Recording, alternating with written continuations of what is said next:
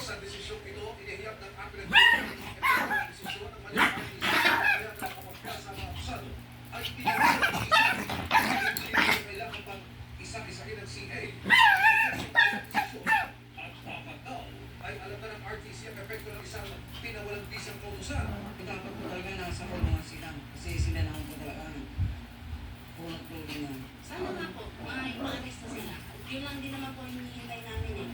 4 na taon nang lumilipas ng naglako at tumulit-alin sa lugar mula sa iba't ibang samahan sa Maynila, Laguna at iba pang karating probinsya. Nakakalungkot. Sobrang sakit at pait po para sa akin bilang isang ina. Lalo po, may edad na po at buhay man po o patay na sila. Kailangan po mailitaw nila yung mga bangkay nila para mabigyan naman po namin ng disenteng living pinatay niya. Hindi po kami nawawalan ng pag-asa kahit 4 na taon na po ang umipas. Patuloy pa rin po kami lalaban. Hindi po namin pagpapalit ang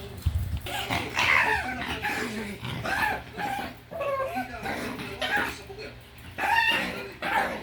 sa mga kinauukulan ang kanilang hiling na matutupan ng kaso. News. Ayan.